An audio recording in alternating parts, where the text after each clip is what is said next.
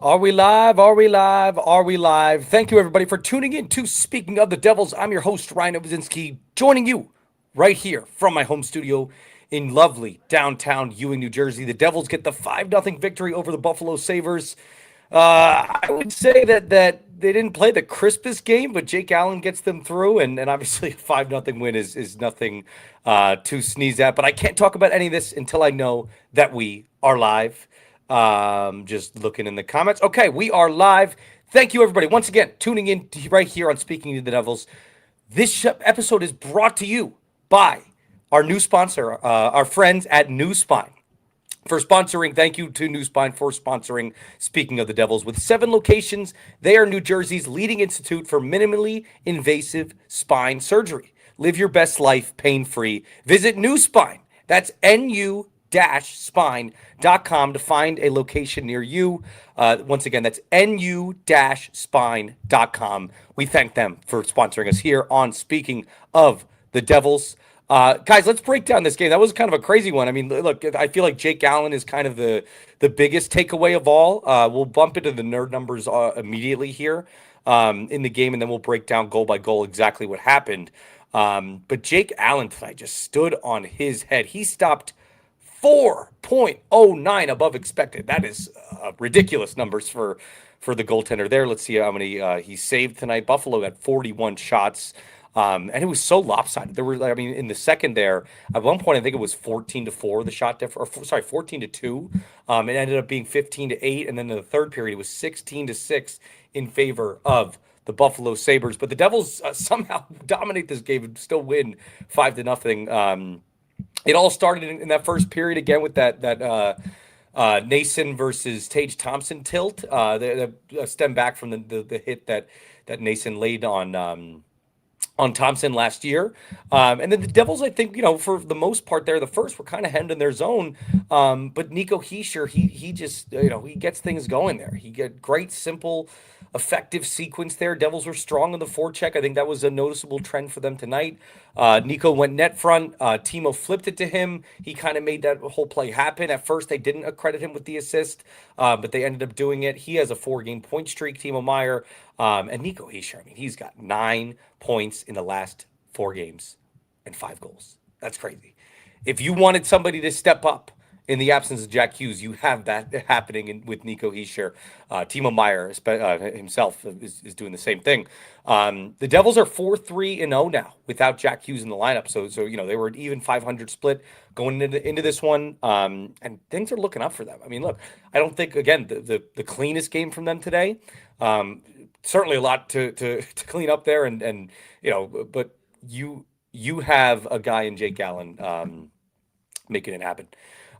Devils, Gritsuk scored his first goal of the night. Mercer did a nice job staying persistent there.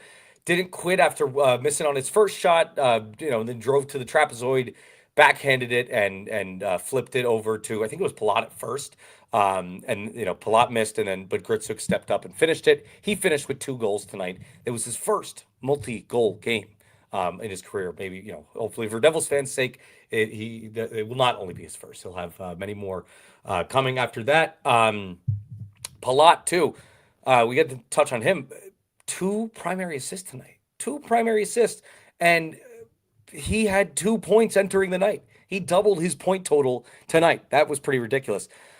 Let's move on here. Brendan Dillon scored tonight. That was he's turned into someone that you didn't expect him to be kind of strong in the offensive zone this year, but he's proving to be effective in there. I thought this was another sequence, just another goal that was created by a strong Devils forecheck. It was Connor Brown rushing near the end wall, poached it from Bowen Byram, and then he was the one that dished it to Dillon, got the primary assist there.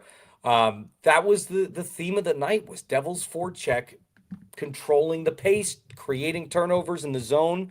Buffalo, I would say this. I would say this too. Like it's you have a guy that, and Jake Allen obviously was noteworthy, and Buffalo got a lot of chances from inside, but I think you saw a good mix of them getting shots from the perimeter as well. Paul Cotter scored the next goal. This was kind of a dagger of the night, I felt, because Buffalo just seemed like they had the propensity to at some point go on a run. Um, but this was the dagger. He comes right out of the box, and he's awesome on the shootout. And I mean, like we at breakaways, like he's just kind of undefeated in that department. He took advantage, but the Sabres pinched. He took advantage of that and potted a nice backhander. Of note, Luke Hughes hurt his foot after the game, or not after the game, during the game in the third period. He blocked a shot near the end of the third, and then but he looked to be in a lot of pain. Was kind of hobbling for a little bit, but he had to finish the shift because Buffalo was just hemming the Devils in their zone, and they were buzzing a little bit. So that was, we'll see what Sheldon Keefe has to say about him after the game, but that did not look like did not look very good. And Danico talked about it a lot as well. That was, yeah, like you hope for good news there from Luke Hughes. And then we talk about to sum up our goal summary here. Arseny Gritsuk. Nice play from Grits in the D zone to set all this up, and then a nice feed from Palat. The first assist from Palat was kind of fluky, but again, he doubles his season point total coming into this one. So nice to see there. But that's the game summary. You guys just watch it. You know what happened. We want to touch on that for just to sum it up and sum up some of my thoughts on it. But let's dive into what you guys have to say about this game now. And we start here with our guy Zach Chin, who says, "Hope you had a great Thanksgiving, Novo." I did. Thank you very much. Sorry I missed your stream Monday. No worries, Zach. I appreciate you saying that. Question of the day: if you were to write a biography about a Devils player from any era, who would it be and why? Oh, it's a tie. Chico Resch, because the stories that he has to tell are just unbelievable. It's a three-way tie. Danico, too, because he has a really good story. And then you have to go Jack Hughes, because I feel like a Jack Hughes book would just fly off the shelves, right? So those are the three. Any era. So that's kind of three different eras I gave you. That was, I hope that suffices. Let's move on. Cranman, happy Thanksgiving to you, Novo, and all the streamers. Caught the third period at a bar in Paris on vacation. That is a great spot to spend Thanksgiving, Cranman. Awesome. Awesome, awesome. Happy for another 2 points and being 3-2 without Jack. Yeah, I mentioned that off the top too. That's noteworthy. I mean, actually, they're 4-3 without Jack, I believe. Um, it's noteworthy because you saw those first. I mean, that Washington game, you could kind of toss the tape on that one just because it was like, that was a really emotional kind of win for them. So you don't glean too much from that. The Devils looked terrible the next two games out, and then at one point they lost 3 games in a row, and you're thinking, oh my gosh, like what's going to happen here? They get it done, and they're grinding these games out, and yeah, not many of them are pretty. I wouldn't say that at all. Um, but it's one of those things that if you can find these wins with Jack, not only Jack out, but one of your arguably your most valuable defenseman too, in Brett Pesci being out as well, and you can come away with an above 500 record and tread water in a decent way in that time. You'll take that. You'll take that, and that I think. I mean, we'll just see. Like, what's Pittsburgh done lately? I think they're staying afloat in the standings a little bit too.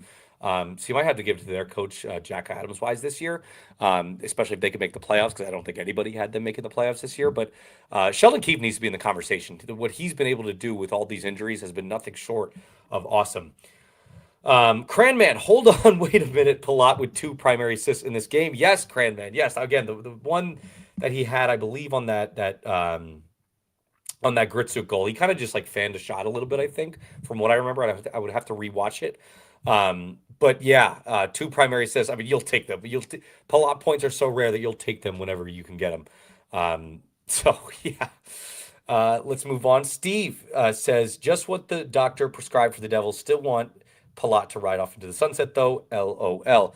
Don't blame you, Steve. Palat's been a massive disappointment in that contract. I did see some discourse online about how a lot of the opposing broadcasts, gush about Palat, which is interesting to see.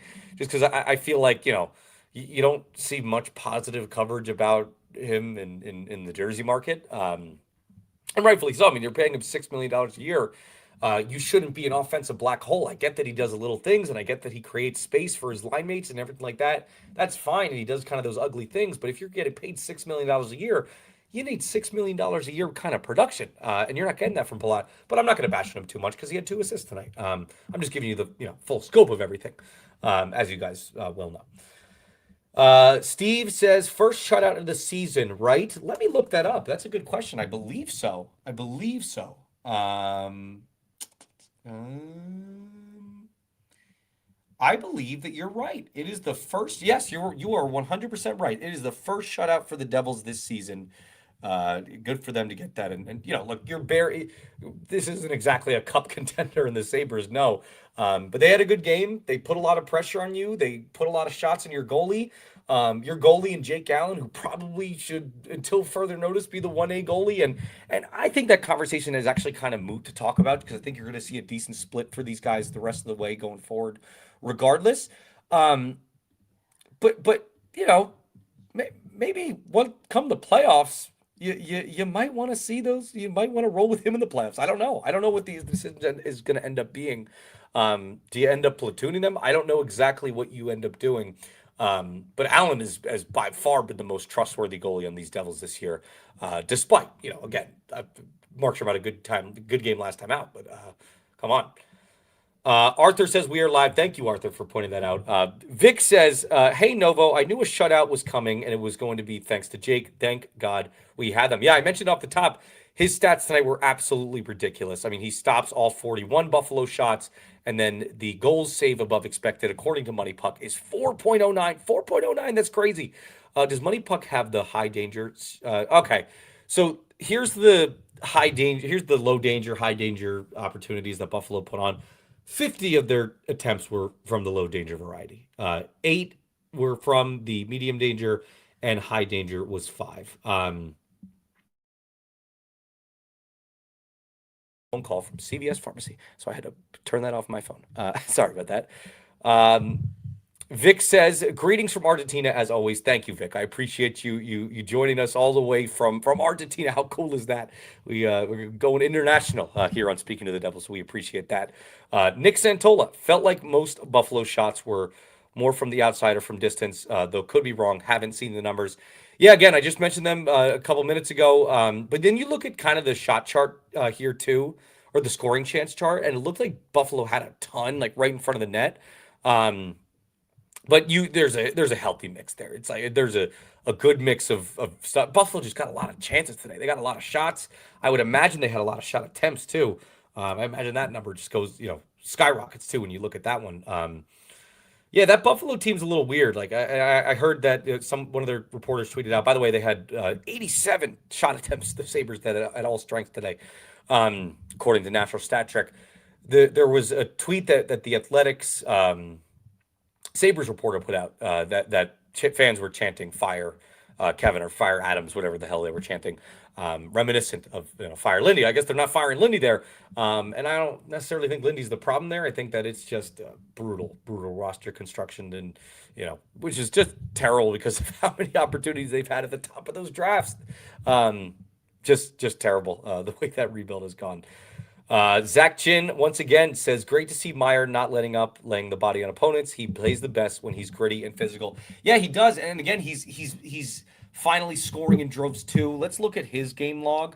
Today he obviously sets up that really nice Nico goal. He gets a point today. And then the past couple of games, he's just been on fire. I mean, again, he's on a four-game point streak. He had 2 points last time out, two against Detroit, one against Philly. So he's getting a ton of points here in the past couple of games. So that's what is that? That's 6 points in just the last four games. Timo Meyer's turning it on. Timo Meyer's turning it on. That's exactly what you needed. I sat here on this stream and I begged, I pleaded that these stars in the top six need to step up in the absence of Jack Hughes. Well, what are they doing? These stars are stepping up in the absence of Jack Hughes. Nico Heischer's doing it in an emphatic way. Timo Meyer's now doing it in an emphatic way. Nico Hischier, I mentioned it off the top, but I mean, 9 points in his last four games, 5 goals. Ridiculous numbers from the captain there. Let's move on. Nick Santola, big win though. Nice to see Grits going. A a good way to transition into Arseniy Gritsuk talk because we haven't highlighted him enough on this stream. Um, just awesome, just awesome. There was even like a nice little forecheck he had. I think it was at the beginning of the second. I wrote here in my notes. Um, Forced a turnover, rushed towards the wall. I forget who exactly had the puck. It might have been Byram again for Buffalo. But he was just excellent. Like, and he's doing little things again. Like before his second goal tonight, he makes a nice little defensive play in the D zone that starts the rush. Palat has a nice little feed to him after on said rush, but Gritsuk made that all happen. He was the one that created that whole opportunity. Then he finishes in the other end. He's just been so good this year, man. I mean, look, I think that we've talked enough about how surprising his all around game has been entering this, but his defense deserves a shout out too. His defense is a lot better than I think a lot of people expected it to be. Because it's not easy, kind of going from the K to immediately facing NHL talent. But what a start for him! What a start for Arseny Gritsuk. Nick follows up by saying, "Also, I feel so bad for you hockey reporters having to tweet those names all the time." Listen, there's nothing you should feel bad about us in our job, Nick. This is a dream job. This is nothing you should feel bad about us for. We are living the dream here. The only downside is that I have to interact with Slip and Jimmy Nichols every day. Vic again. Nico seems like he is back and he's been amazing as he's always been. Sure has. And you know what too?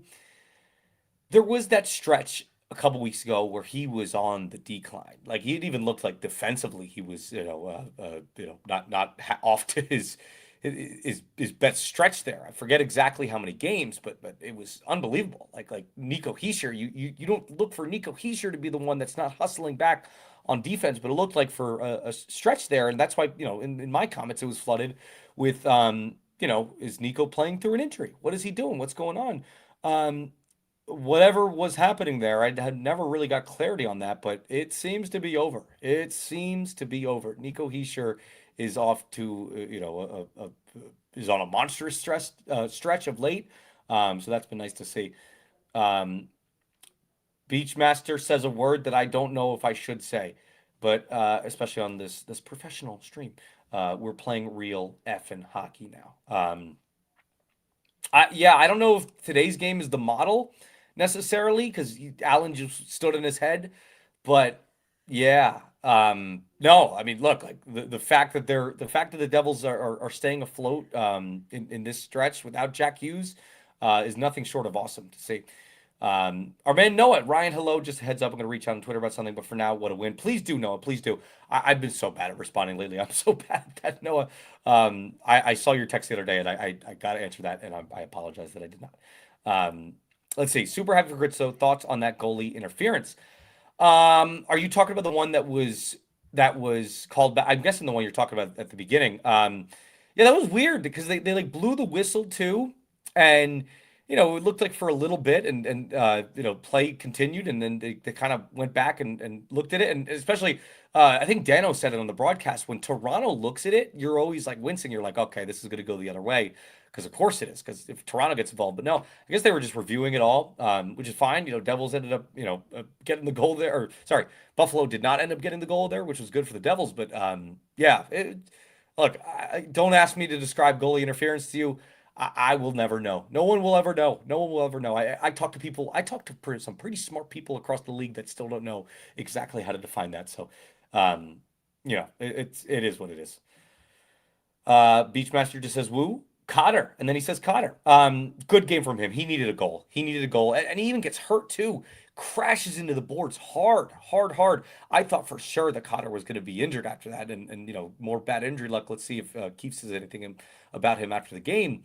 Yeah, just a goal that he really, really, really needed tonight. I'll tell you that much because he's not had the best of seasons so far. I think even he, tends to admit that. But for him to get his second of the season tonight was just a positive sign for him. He now has 5 points on the season. Actually, he might have more because I think he got a couple assists tonight too. He has, yeah, no, he got an assist today too. So he's got 6 points of the season. So good for Paul Cotter. Moving on, we have Nick Santola again. Huge Connor Brown fan, was heavily disappointed by the signing when it happened, but boy, I was wrong. I've said it before, but I'll say it again. He's the most underrated signing of the NHL offseason. He is the most underrated. I'm not talking about for the Devils. I'm talking about league wide. He's been a revelation for them. He's a relentless forechecker. I think the way the Devils played today, the one avenue that I hope they try to emulate every game because they haven't been I think there's some games here and there where they're strong on the forecheck, and that's fine. But today they created so many turnovers off of it, and it just that created zone time for them. That created zone time for them against a Buffalo team that controlled a lot of freaking zone time. Um, Connor Brown, that was on Dylan's goal. He set that all up with a strong forecheck, and he has been, a model player in that regard this year. So the Devils should really take note of that. Damien says, our man Damien from the Devil Down Under. Damien says that was the definition of a perfect road game by the Devils. And then he follows up by saying that was the definition of perfect road game by the Devils, albeit against the Sabres, who I think are 9-10-1 or something like that this year. Man, they're gonna miss the playoffs again. Though I guess no, yeah, they're gonna miss the playoffs again. But, I mean the Atlantic kind of sucks and it's really injury riddled and like Tampa looked like they were down and out of it, but now they're just like on fire lately. They have 32 points. They're at the top of that division. Senators and Bruins. I mean, the Bruins I thought were going to be trashed this year too. All of these teams, it's kind of tight there. So there's only 6 points out of a playoff spot, I guess. So it's not impossible for them to turn around, but the American Thanksgiving rule. It's just not likely. I bet you that stretch is or that terrible playoffless streak is just going to continue. Let's see. Beachmaster says you give them 3 games to adjust. Um, you give them, yeah. No, I think you're talking about like them, coming off of the Jack injury. Yeah, exactly. And now they've adjusted and now they're on a little bit of a heater here. Devils have won 3 in a row now. I obviously did not cover last game, but watching it, I mean to see Nemeth stay hot too. This team got a little something going right now, and I think they're finding new ways to win. Like they can't exactly, control pace and put up a lot of, shot attempts and to try to dump it in the zone and try to create offense because Jack was just such a big key for them zone entries wise and getting their offense set up. But I think the ways that they're finding, creatively to win without Jack has been awesome. A lot of that's goaltending. A lot of that's the play of Jake Allen. Jacob Markstrom, has been good, not great over the past couple games himself. Yeah, we'll see. But good. You take the points anytime you can, and the Devils are 4-3-0 without Jack. Future Man 80 says we are going to be very tough to beat when we are healthy. We currently sit 3 in the league in points, and we've looked like crap. If Fitz makes the trade for O'Reilly, I will start to get excited. Oh, I saw the report the other day about the price for O'Reilly. What was it? An A prospect and a first round pick and something else. I think that was it. Um, I don't think he should do that. I don't think he should do that. If that's the price, wait for the price to go down. That probably is just the ambitious price, and Barry Trotz is not a very good GM. So, he's trying to make it work in that regard, like trying to poach teams or sorry, he's trying to extort teams. But I wouldn't pay that price if that's what the price is for O'Reilly. But we'll see. Like I think the addition would be awesome, but I think Fitz should kind of stay cautious there. Don't stay a little vigilant there. You don't have to chase after him if you don't have to force that trade. I wouldn't say. Let's just retweet the thing one more time. Moving on, but I do agree with you, Future Man, that the team is going to be really tough to beat when they're healthy. It's just a matter of finding exactly who that center option is going to be because you have to get a depth center. You have to get like a third line center, but you don't want to force it like that. Bowlstan, Bolston, I don't know, whatever. Bowel Bowl, whatever. Says this felt like a Lindy Ruff game. Well, guess who coaches them? His team plays hard, but breaks a little too disastrously at moments. It sure did. Yeah, got a little flashbacks there. Got a little flashbacks. I feel like Lindy's teams won a lot of those winometer games, and they pepper teams with shots, even just from the perimeter. And you get in the zone, you just that's your strategies. You just fire at will. But today it was the Devils proved why that was a really great move, moving on from him and going to Sheldon Keefe, who again deserves some Jack Adams buzz early on this season. Rick Roma echoes that. I've seen that game before. Lindy's Devils made all those same mistakes. Yeah, they sure did. Um, Locked on Devils says, "Did you watch the game well?" I tried to, especially when Lindy Ruff is watching. I feel like you have to. Rick Roma says, "What are the nerd stats? Want to see how that Nemitz Luke pairing did. Let's check that out there, my friend Rick. Let's see. I know that pairing's been awesome of late. Oh, by the way, update on the Jake Allen nerd stats. Money Puck has updated it to 4.58 saves above expected for Jake Allen. Insane, insane. If you thought Markstrom's game the other night was insane, where he stops just a crap ton against above expected against the Red Wings, this is about like 1.3 or 4 higher than that. So that's crazy. But let's get those nerd stats here for our guy Rick Roma. Nemitz and Hughes. Oh yeah, really bad. On ice shot attempts for 12 to 30. So they were on for 12. They were on for 30 as well. Expected goals 0.453 to 1.766. So not great, not great, but I think you'll live with some of your lumps when you have all these injuries and stuff like that. But then that pairing has been good, so I think you keep them together. But yeah, not the best showing from them, at least on the numbers wise. Um, I'll say this too. It's something that I meant to note. Luke Hughes' shot is kind of a problem.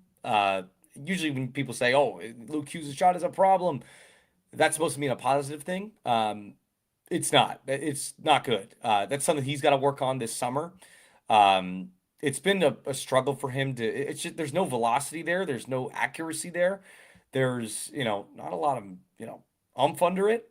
Um, Something he's really got to work on this summer, and something that Keefe has to decide because again he played power play one quarterback today, with Nemitz looking so good offensively and Dougie, being obviously a scoring threat there in the power play. I don't see why you don't slide one of them in. I understand the thought to get Luke. You want him to be the PP1 quarterback for the future, but I don't see how you can defend it in that regard right now. Um, Let's see. Noah says, I understand it was about last year, but I wouldn't mind Nasing dropping the gloves consistently. He's had an odd year, and this style of play just seems to fit for him. He seems to be enjoying it too. He sure does. He gets the nice. He steps up for his captain the other day. That was really good against the Red Wings. Today's kind of one of those things where it stems from a heated battle last year. But a lot of fights for him. Be a tenacious, nasty player to play against. Be someone that's kind of in the heads of the opponent. You don't necessarily have to do that with fights all the time, but it's good to see him kind of get under their skin. And I thought he's played a little bit better of late as well. Volt 619 Flyers won after shootout. Hopefully they have tired legs coming into tomorrow. I forgot. Yeah, they've got a game at the Rock tomorrow too. Loaded schedule for the Devils upcoming. They have bunch of games on Thanksgiving week this week, including a back to back. Obviously, road then home back to back. Got one Monday against the Blue Jackets at home. Wednesday versus the Stars. Friday versus the Golden Knights. I will not be at that one because I will be in. How should I tease this? There's a road trip. I'm going to the Boston road trip. I'm leaving a little bit early so that I can go film something fun up there. We're going to do a live show up in Boston, and it's going to be awesome, and it's going to be well worth me missing that game. So I promise you that. You guys are going to really have a lot of fun with that because we're going on the scene to interview a couple people, so it's going to be really fun. Vic said, "Remember when in 22, in the 23-24 season, the first shutout of the season was in March, and it wasn't with Jake too." I do remember that. That was crazy stat, and I was it Jake or was it Kakinen? Was it Jake or was it Kakinen? I can't remember. Someone had to look that up for me. But we'll see. Captain THC, we just keep banking those points, baby. This is the start of the season. It reminds me of last before they fell off a cliff after Christmas. Hopefully, history doesn't repeat itself. I don't see any cliff falling off happening here, Captain THC. This team, you have to remember, they're only getting healthier. They're only going to get healthier. Jack Hughes is going to come back in that lineup at some point. Brett Pesce is going to come back in that lineup at some point. These are two of their most valuable players, and they're both going to return at some point over the next couple of weeks or months or something like that. Gosh, let me rephrase that. Over the next couple, next several weeks, because people are going to hear a couple and be like, "Oh, Jack's coming back in 2 weeks." No, we don't know that at least. Next few weeks, this team is going to get healthier, so that I don't envision necessarily that same fall off happening. But of course, anything can happen. I just think the circumstances are a little differently this year. Rick Roma, the first goal went through Palat's legs, but Gritsuk was there. It's amazing that Palat's scoring ability has completely disappeared. Still does some good things though. Yeah, I agree. I said that earlier too. He does the right things, the little things that create space and create opportunities for his line mates at times, and he kind of does the nasty things that they don't necessarily want to do, like that you wouldn't expect a Jack Hughes or someone like that to do. Um, but that scoring touch is off. I mean, it's not even off. It's gone. It's completely missing. You're right. Um, he's a black hole offensively. I mean, it's amazing what happens. I mean, there was that breakaway he had against the Red Wings the other day too, where it's like you almost just know like that there's no chance of it going in. Tonight, similar story again on that Gritzik goal. Definitely went through his legs, and he had a prime chance right there if he just got a stick on it. Um, Nick Santola, it really is so frustrating to see Marky softies and then see Allen do that. Well, look, the good news is you have Allen on your team too, and you have, he's someone that while he might not play as many games as you want him to, he's still on your roster, and I wouldn't be surprised if he can emulate this in the playoffs as well. So we'll see what happens there, but he's been amazing this year. The Devils paid him and got him on that awesome contract, and he's proven that maybe he should have gotten a little bit more. Uh, Captain THC, Jake Allen should be going to the Olympics. Look at Captain THC crowning him to go to the Canadian national team because he shut out Buffalo. Yeah, good qualifier there. Vic says Grits Hattie coming eventually. It sure is. I think it'd be fun to see that at the Rock. Just get a little home environment there. But the Telegram post would be crazy after that. The Telegram post would be amazing. Did he have a good one today? Did someone has to tell me in the chat if he has a good little a good what's it called uh, Telegram post. Sorry, just my brain lagged right there. We are live. We are live. We are live. Thank you, Kevin. That was great afternoon game. Yeah, look, always like getting these afternoon games where we're done by 7, baby. That's always a good sign. Future Man says, I think all this team really needs is the 3C O'Reilly. I really don't want to give up Nemitz or Mercer for 1.5 years of Quinn Hughes. O'Reilly would make this team scary when all healthy. Quinn Hughes would make this team really scary too, though. Again, I'm kind of with you. I don't know if I'm the most comfortable giving up Nemitz right now, but again, at some point you got to push all the chips in. If you think this team can get you over, if you think Quinn Hughes is the trade that can get you over the top and win a cup this year and for the next several years, getting Quinn maybe with even some retention and giving up, some of these younger guys for him maybe isn't the worst idea. I go back and forth in it. I really do. Um, but yeah, getting the 3C would be great, but I'm telling you guys, you don't realize how much getting Quinn Hughes would solve everything for this team. He's an offensive possession monster. Um, he's also great in the defensive zone. I don't think that gets talked about nearly enough. Similar to Jack, like I feel like Jack's defensive game is so underrated at this point, that it's not necessarily talked about to the point where I think there's even some sort of perception where Jack's not the best defender, but no, he's been awesome. He's great. But Quinn is another guy that's underrated in that regard. Zach Chin, you see Brendan Dillon's score tonight from Hockey Stat Cards. I'm gonna look that up. I'm sure did he break the little chart? I love when Brendan Dillon gets a goal. I love it. Hockey Stat Cards. Where the heck is it? Where the heck is it? Holy crap. Holy crap, that is crazy. I wish I could share my screen right now. I'm going to put this in the comments so you guys can see this. I'm going to learn how to share my screen soon because that is crazy. I just put it in the comments if you guys want to see how lopsided that. I mean, Brendan Dillon breaks the chart here. Who needs Quinn Hughes when you have Brendan Dillon? We have Quinn Hughes at home, folks. Nick Santola. No, I get what Beachmaster's saying, though for a long time it feels like they struggle to capitalize on mistakes made by other teams. What did Beachmaster say? I forget. I don't really want to scroll up, so I'm sorry, Beachmaster, and sorry, Nick. But I do. Oh, I think you're talking about when you talked about the Lindy mistakes and everything like that, and how it kind of looked like a Lindy rough game tonight. I think I know what you're talking about. Yeah, no, it did, and again, they don't capitalize on those mistakes. It's a good way to sum it up. Duck Gusev says, I am at a friend's house, so just stopping by to say my son, Arseny Gritsuk, is the greatest hockey player the world has ever seen. Um, well, first of all, Duck Duck, I know that you're, hugely into Arsenic Gritsuk, and I'm sure that you're not going to give me the telegram now that I know that you're not in. Um, but yeah, no, I mean he had an awesome game tonight. I mean, let's see his hockey stat card today. Yeah, he led all forwards in game scored today with 2.61, gets 2 goals, first multi-goal game of Arsenic Gritsuk's career. I'm sure it won't be the last because that release is just ridiculous. And again, his all-around game in setting up these scoring opportunities has been a revelation too. MW7068, 5-0 is unreal right now. Yes, exactly. Like I don't think the Devils necessarily, had their best game today. I thought there were some things positive. I think the forecheck, Gritsuk and Allen were some of the things that you take away and you're like, okay, yes, we need that every game. But there are other things where you kind of want to toss the tape. The fact that they were able to do that, I thought they got hemmed a lot tonight too. Definitely thought they got hemmed a lot tonight. Um, yeah, Beachmaster, good point. Brown for sure. Look at the Oilers now. And I think you were talking about, when I said that he's, got to be one of the most underrated signings of the season or the offseason.